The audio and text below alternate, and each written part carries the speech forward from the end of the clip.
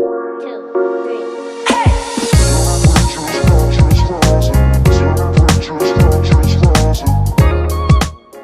listeners. This is Vivek Jain, and you're listening to the CHRO Mindset Podcast today. Hello, listeners. Welcome back to the season two of the CHRO Mindset Podcast. After an incredible first season, we are back with more dynamic conversations and actionable insights. Today, we have the privilege of hosting Vivek Jain, a dynamic HR leader with over 2 decades of transformative experience across industries like pharma, IT, BPO, and banking. Currently, the CHRO at Capri Global Capital Limited, Vivek has held key roles at leading organizations, including Kotak Mahindra Bank, Genpact, and Lupin Pharmaceuticals, where he drove impactful HR strategies and fostered high performance cultures. A visionary thought leader, Vivek is pursuing a PhD in HR, focusing on career adaptability, and has published groundbreaking research in the field. He's a chartered fellow of CIPD, a professional certified coach, and an active member of the CII National Committee on Skill Development and Livelihood. Beyond his professional achievements, Vivek is passionate about career coaching, writing research articles, and interestingly, 10-meter air pistol shooting. Please join me in welcoming this inspiring HR maestro, Vivek Chan. Thank you, Pulkit. Thanks for the introduction. Thank you. Thanks for taking our time to speak with us today on this very interesting topic. First 90 days, how onboarding affects long-term employee retention. I'm sure our audience is going to, gain a lot of knowledge from, what you are going to share with us today. Uh, uh, the first 90 days of an employee's journey is often underestimated, right? I think most of us would agree with that. But it carries the power to shape their entire experience with the company. Is onboarding just about introducing job duties, or is it an opportunity to build alignment, engagement, and long-term loyalty? Today, when we talk to Vivek Jain, in this episode, we'll challenge common onboarding myths, explore the practices that leave a lasting impact, and uncover strategies tailored for remote, hybrid, and in-office teams. So let's dive in. Vivek, first question for you. What do you believe is the biggest myth about onboarding that HR teams need to let go of? Yeah, this is very interesting. Onboarding practices, researches on this subject. It has been an area of interest since a very long time, and a lot of significant time of HR and business managers goes in ensuring that the onboarding is correct.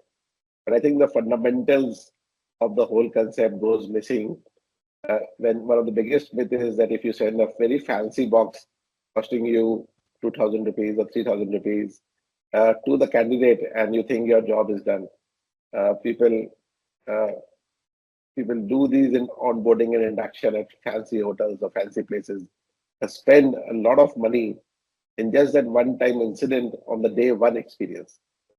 I think the onboarding is much more beyond it. Sure. But it is definitely not about spending a huge money on the candidate. There is a complete disconnect between what the person experiences on day two versus what the person has experienced on day one. Hmm. The Great. onboarding has to be aligned between the first day and the rest 90 days, and they're on life after that. Wonderful. Let's continue to build on that. Your take on how critical are the first 90 days when it comes to Yeah. setting the stage for employees' long-term retention, right? That's the first part of the question. And second, if you could walk us through some onboarding practices also in your experience that have had a lasting impact both on the employee as well as the organization. Yeah. First 90 days are very important. They are critical for success of a person. And I'll give you some background. Sure. Today, especially in the banking industry, NBFC industry, or BFSI industry overall, one of the biggest challenges in the industry is the infant attrition. We call this as infant attrition. The infant attrition means that a person joins in and within 6 months attrites. If my organization attrition is say 20%, my infant attrition is at the tune of 3 times to 4 times of the attrition, overall attrition of the organization. This is the humongous problem that we face. Hmm. Very incidentally, many of these attrites are top performers in another competitor company, or would have already worked in similar lines in another company. So what happens when a person joins into your organization, a top performer in a competitor company joins into your organization and fails? And out of my experience, we have seen this happening many, many times. Often, because of this issue, companies move towards fresher hiring because they find it is easier to mold them and groom them than to hire a person with experience. So there is something that is happening that I'm able to groom a fresher while I'm not able to groom an experienced person. And what is this grooming? So I'm back on the induction plan, onboarding plan. You call it grooming or you call it induction plan. So the first 90 days typically, and because of my academic background, I'm sharing some theoretical frameworks around this. Uh, there is something called as embedded employee. Okay, embeddedness, organization embedded employee is a very old concept. It started something in 1976, where this word was coined, and it has three components to it, which is known as how strongly I fit into my job. So that is a fit concept. How well I'm linked in my organization, how many connections I have within the organization, and how much sacrifice do I have to do if I have exit this organization. Yeah, Okay. sacrifice meaning that what will I let go if I have to leave this organization. So this is how deep the person is embedded in the organization, the fit, the links, and the sacrifice. So this is the theoretical framework that one is trying to work upon. Now look at what we are doing in the induction. What we see is all things happening around these three frameworks. In the induction, typically I'm looking at the fit. So I train the person on what you're expected on the job, what are the policies about doing that job, what are the resources that are available to do the job, including the supervisor and others. But the whole link piece and the sacrifice goes missing often. And when I say about the link and the sacrifice, the culture element of the organization starts playing in that phase. For example, the link. So a lot of companies, what they do is they get the senior leaders to talk about the organization to these Yeah. freshers. Now, that is over there. It is difficult to create a link. But what happens in that event is that you start linking with your colleagues who are sitting around you. It is also a not very good link, actually. So what companies do, they create a buddy program in the company. That you are there, somebody is typically helping you to settle in the job. But whatever I'm saying, finally, I'm not creating links for the employee, right? It is Hmm. the senior management is talking about the culture and how good the company is, and that if you are in this company, you'll experience X, Y, Z. And if Hmm. you leave this company, typically they are trying to also communicate what is the sacrifice that may kick in if you leave this company. Hmm. I think link is a very important component in this whole thing. That if I am able to just see this from a point of view, if I have one friend in my company that I'm joining in, it in your cognitively you can think how much difference it makes. So the friend is having lunch with you on your day one or second day, and you're just there is something very different dynamic suddenly starts playing in because of that fact. The comfort in the organization increases. So these are the three elements that go into of a good. If an HR person is able to think carefully, how am I creating a good fit? Is there some good a friend or a colleague who can be associated with that employee who can create further links in the organization? You have institutes that the children have passed through. So you could have club memberships. There are seniors of yours in the so some method, or you have hometowns people over there, some method through which the person can find commonalities. And the third thing is, of course, the culture alignment to the employee. Sure. To your second question, what were the best? And I was a medical rep in my life.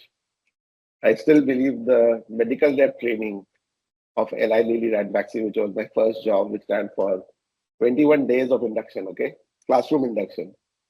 It was the toughest and one of the most brilliant ways of tuning people. Today, also, when I talk to my pharma people, the inductions are still of at least 2 weeks for a fresher to join in, and they have to get assimilated with all the products, the processes of the company, and everything.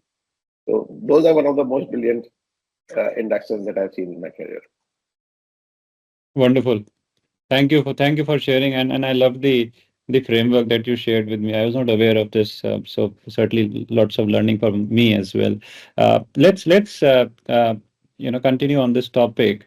So there is this one part, right, which is about one has to perform as part of their job, right?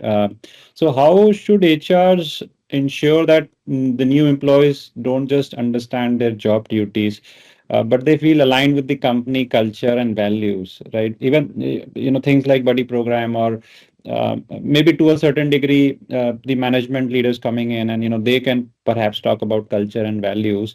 But again, many a times it might turn out to be a small talk, right? So how do we bring in that cohesiveness so that in the initial few days where someone gets aligned with the company culture as well as values?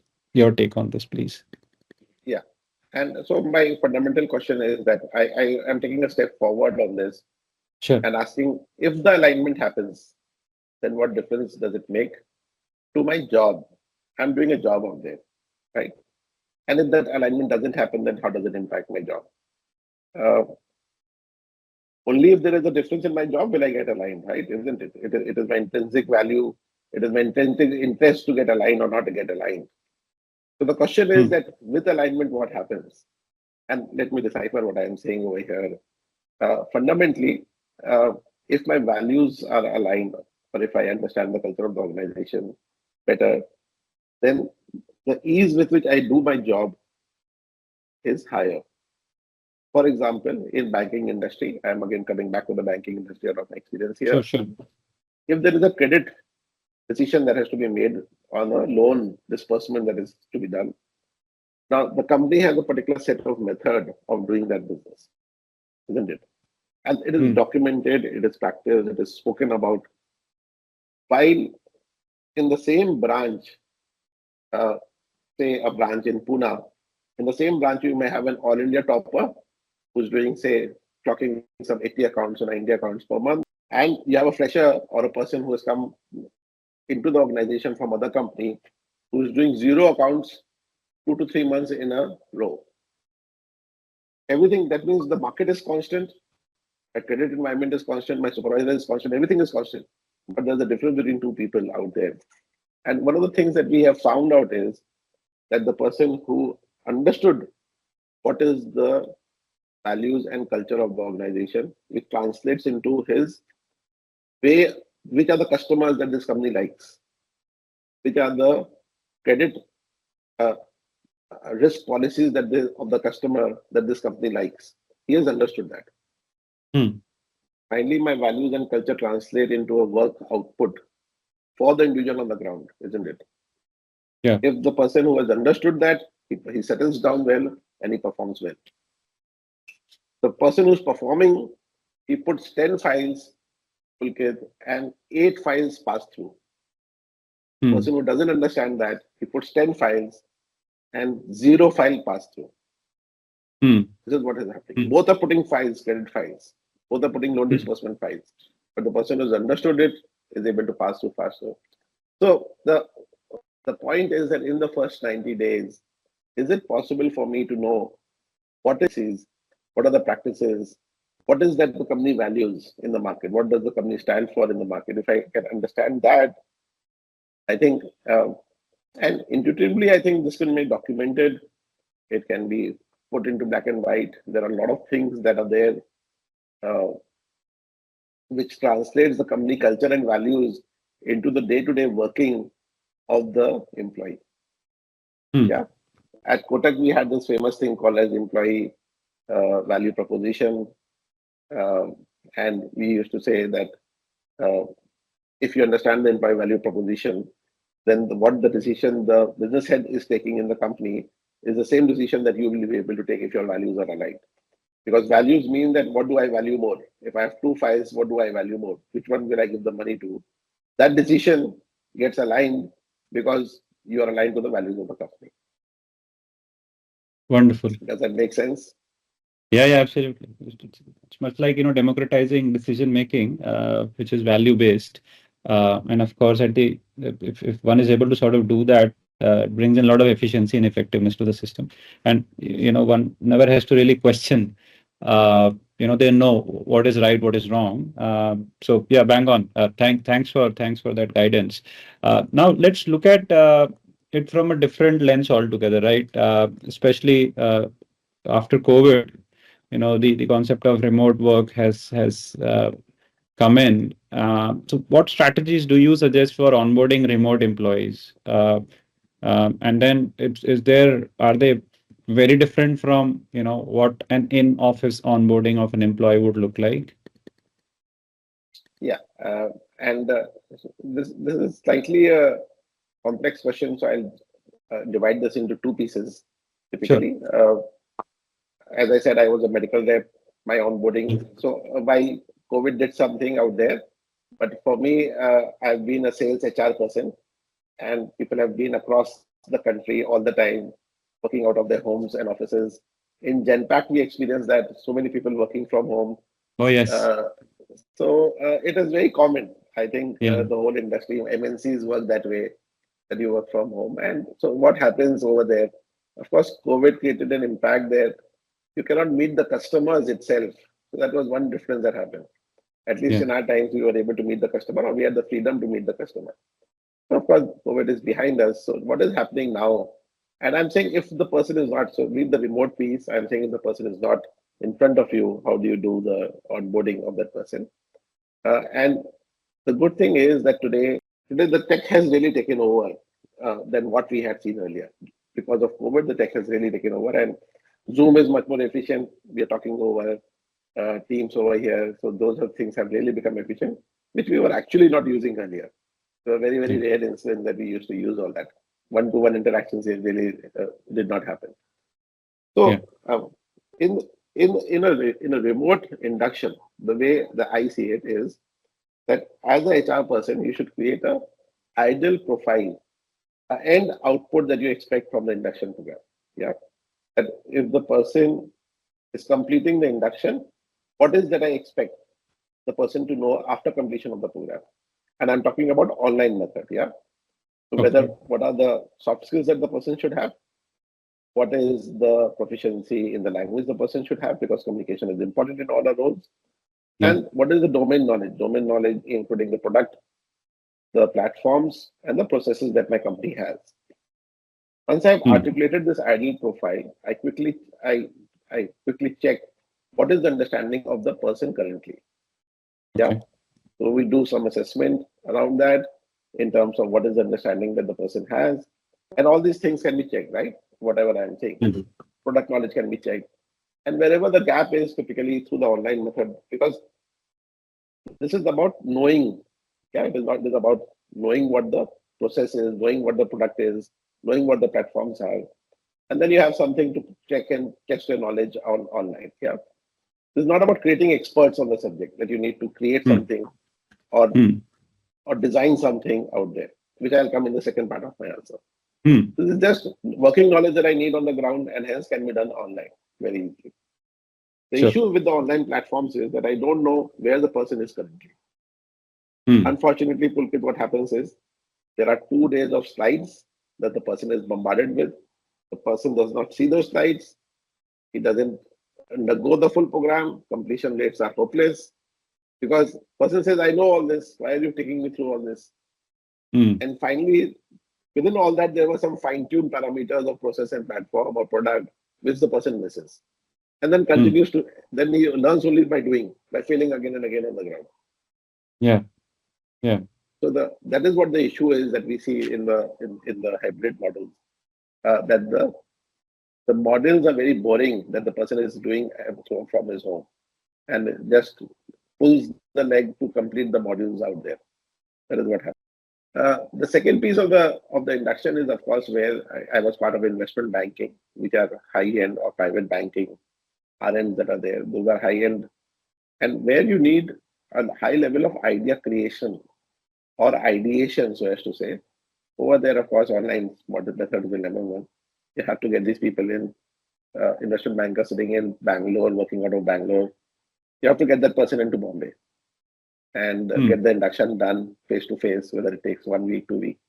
See, uh, the line manager wants what? The line manager wants that when the person has completed the induction, The person Hmm. should be equipped with the skills, knowledge, and the proficiency in language to deal with the job required out there, right? That is what the Hmm. expectation of Hmm. the gap is that the HR person tries to do that, however, is not sure how much the person has finally understood or not understood. Hmm. Hmm. At Kotak, we have a concept which is still running out there, which is known as license to operate, LOT, Okay. license to operate. So every person has to give that passing exam, only then they are able to touch the ground. Okay. For example, by the government, if you want to sell mutual funds, you need to be LP Hmm. certified. Yeah. Yeah. So there is some sort of a method to the madness that the government has put in place. Otherwise, how do you know whether the person is selling it correctly or not? Similarly, companies can do that, but it has to be. If you ask me, Vivek, how much rejection rate is there because of that, I will shy away from answering that question. But I'm Hmm. saying, but at least you have a process to the madness out there. Sure. Sure. Understood. Thank you. Thank you for that. Uh, let's go back to the buddy program concept that we discussed early on. Uh, so, in your opinion, how can these mentorship or buddy programs within the first 90 days impact long-term retention? And for all these buddy programs that the HRs set up, any best practices that they should adhere to? Yeah. And so again, I'm back to the concept of being embedded in the company. Sure. Uh, and I have a paper to this which talks about the main reason of mentoring or leader mentoring should be, and the most effective method out of earlier researches also, is if you can create social networks for the employee. Yeah. Uh, Okay. any role in today's environment requires you to network. Yeah. Yep. Requires you to work as a team member and to connect with people. Normally, the experience is that within the organization, unless the supervisor himself is new, it is very difficult for a new employee to know what and where and who. Hmm. That can be Hmm. facilitated by the supervisor quickly because the supervisor knows that very, very well of Yeah. which lever to push for what and whom to contact. Then Agree. the efficiency of the person settling down becomes much, much higher. While the mentor often gets confused and focuses more on fitting the person into the job. I'm using that word fit out here, fitting the person into the job, which really is not the requirement. People Hmm. understand jobs quickly, induction has already happened.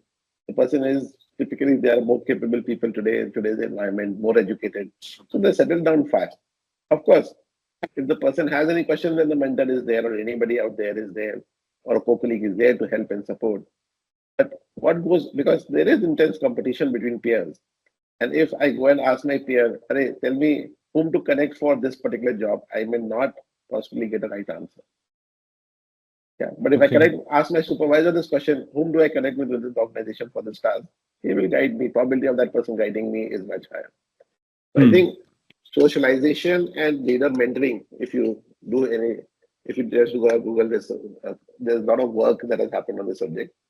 And it says that one of the key responsibilities of leader mentoring is socializing the person inside the organization or in the inside or outside the environment, depending upon the role the person is having. That is what the Hmm. role I see it is most critical. Wonderful. Thank you for that. Let's now talk about the onboarding is done, right? And I think you did say that the best outcome is whether or not the onboarded employee understands what he or she has to perform as part of the duty or job or whatever, right? Are there any metrics or indicators that one can either the HR or the manager can measure to see how successful an onboarding program has been? Multiple things, of course, uh, engagement levels can be checked. The amount of stress the person is going through can be checked. Uh, intention to leave is another framework that can be checked. We have done earlier is that we do a 5 day, 15 day, 30 day touch point with the employee, checking the comfort. any issues, Okay. any concerns. So frequency of touch points, asking fundamentally that have you settled down? Are you fitting into the job? Are you facing any challenge? Is there any gap between what you thought before joining versus what you're experiencing right now? Yeah. So Okay. we fundamentally look at whether you are fitting in into the job or not. That is what we try And to check in the first 30, 35 days. However, a better method to deal with is, and today we at Capri we are working on this. Create an ideal profile first and see where the person is to that ideal profile, how far that person is to that ideal profile. If the person fits well into the job, I think that is a huge success that you get because the person starts performing, doesn't come under pressure by the supervisor to leave the job within the first 90 days. I think today's hmm, world is very impatient and you get under pressure that if you're not able to perform, you're not able to, people just start ignoring you. So you need to have some, first hmm, uh, first sense of success out there. And if you're able to hmm, get that, that is really helpful. So the metrics that should ideally be followed is what is the ideal profile and how far I hmm, am on various parameters against the ideal profile. And when I'm saying ideal profile, it can be very easily be checked on a continuous basis hmm. through a question and answer method with the employee. Great. I think that's a very simple yet very profound way of assessing, how well one is doing. Thank you for that. Uh, Last question, as it relates to, this particular theme, right? In your experience, of so many decades and years, what's the biggest onboarding mistake that could lead to an early resignation or what you call as infant attrition? And then, what must organizations do to sort of avoid into getting into this? Uh, a very fancy induction program. I think again, researchers and after researchers have shown Okay. that there is absolute no connection between the first 2, 3 days of spending that organizations do and the success and the longevity of the person in the company. There is Hmm. empirical data to show that. I have 10,000 budget. If I spend the 10,000 budget in the first 3 days versus success and longevity of my organization, there is. So I will rest it at that. That it surprises me how much effort people put to get that 2 days and 3 days in place, and then there's a hill fall that the person experiences when they go back into the field and to the branches. Hmm. Understood. Yeah, I think you have said that very often, right? So it's I guess it's a wake up call for all folks, who are getting into this trap of having these fancy onboarding programs. To That say, getting, I'm saying, and yeah, that employees putting it onto LinkedIn and showing how fancy boxes they have got, which costing thousands of rupees. yeah, I Uh, think it's so a very silly move and it's very superficial. I feel it's not yeah, it lacks the substance. yeah, A particular program needs to have to be able to really deliver the impact that the organization or the even the founder or yeah. the CEO is looking out for. Makes Yeah, sense. and at no point, sorry, and at no point I'm saying we should just continue with that. I am saying that if you are a fancy organization and you can sustain that for the first 90 days, Okay. Okay. I hear you. there cannot I be a hear hill you. fall after that. That is my only point. Yeah, I hear you. Makes sense. Uh, uh, awesome. Let's get into our rapid fire section, right? I'll okay, ask you a few questions. I'm not expecting a long answer, but if you would want to talk in detail about it, absolutely fine. Uh, yeah. Best onboarding program you have ever seen?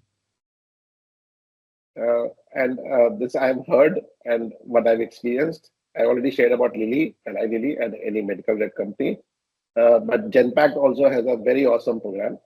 The facts onboarding program is that you get any person on the ground, and the induction program has the capability to transform that person into one of the finest call center professionals in the country.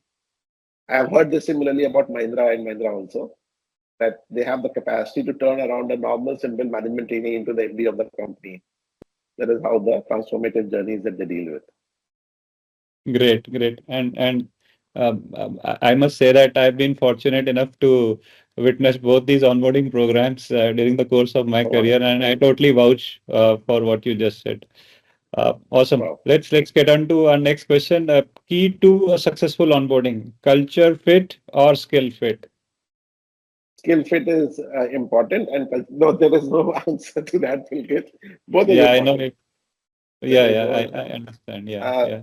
it is about there are two pieces of the cycle. You cannot tell me that you pick me or prioritize. Both are equally important, actually. Absolutely, absolutely. The next question might also be on the same lines, but would love to know your take. Which is more important in onboarding, team bonding or role clarity?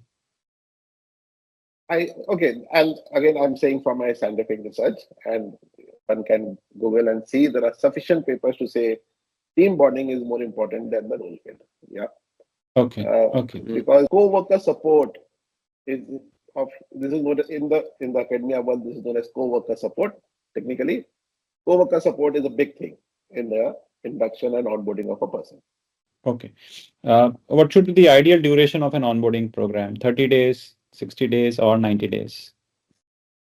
Till the person achieves and comes closer to the ideal profile.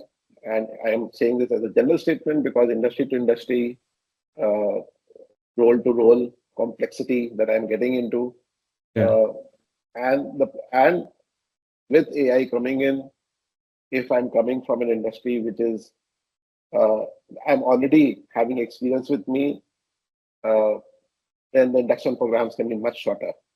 Uh, Hmm. and so, one thing that we are working upon in the industry today, Pulkit, is that we have to come out of this dimension of time.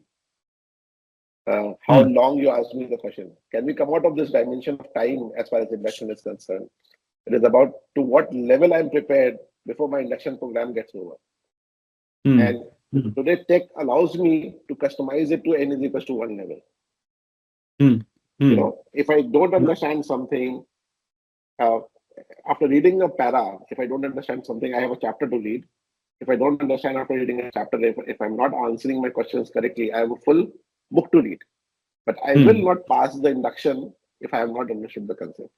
Because joining into the field in front of my customer without understanding is a fatal accident that you get into.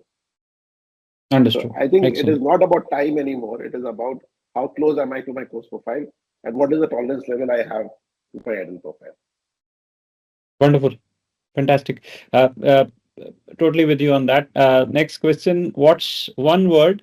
Now, this cannot be a sentence. One word that you would describe, that you would use to describe an effective onboarding process. My academia mind plays more than my practicing mind. It is about how well I get embedded into my job. Okay. Okay. And that covers the full Um, framework, I believe. Yeah. Understood. And an onboarding technology you can't live without. No, unfortunately, Pulkit, uh, the tech that we have seen up till now is very superficial as far as onboarding is concerned. And I'm not talking over here about document completion and process. Uh, I think if I'm talking about the training piece of the induction or the comfort of the person sitting inside the organization and performing well, the tech is still evolving. And use of machine learning and neural networks in terms of customizing the induction program to the individual is what is the future that is coming fast to us that we'll see unwrapping in the future. We will not be able to live without those technologies in the future. Right now, we are still a bit of distance from there. Understood. One last question before we wrap up. And I hope you don't call out the fancy onboarding programs because I think that has been covered. But if you could change one thing about typical onboarding programs across the industry, what would it be and why? So I've covered quite a bit of it already. Yes, yes. One of Maybe the you things that I you may want to summarize it if that helps. Yeah, please. yeah that is what and so I think uh, onboarding is a very critical activity of the company and for the candidate and for the employee both. It is about bringing together two minds together. And when we say that we are bringing two minds together, it has to be in that spirit in an action. It is not a tick in the box exercise at all. That I work on a time dimension, that I have an induction program of 2 weeks, I have an induction program of 2 days, I have an online module of 4 hours, which they have to complete. I think induction is about every student in the class getting a 90% marks and then only passing through. Hmm. I think we get caught into the time pressure of completing the induction, which is never the idea. I would urge my listeners to look at this from a completion and readiness point of view as a dimension, rather than looking at it from the time dimension of how many hours and time that we have spent in terms of induction program. So that is one shift and myth that I definitely would like to see the industry breaking. Okay. Awesome. Awesome. This was great. Thank you so very much for sharing your insights and wisdom today, Vivek sir. It's been an absolute pleasure hosting you on today's podcast. And the way you sort of blended, I did take my share of notes, right? But the way you blended the entire theory of what goes into onboarding as a process with actual experiences of how you have implemented a lot of these in your decades of experience was simply outstanding. I'm not trying to be flattering here, but the simplicity with which you explained the A to Z of how to get the onboarding done in the best possible way was simply phenomenal. Thank you so Thank very you. much. Thank you, Uh, Pulkit. Awesome. and Thank you.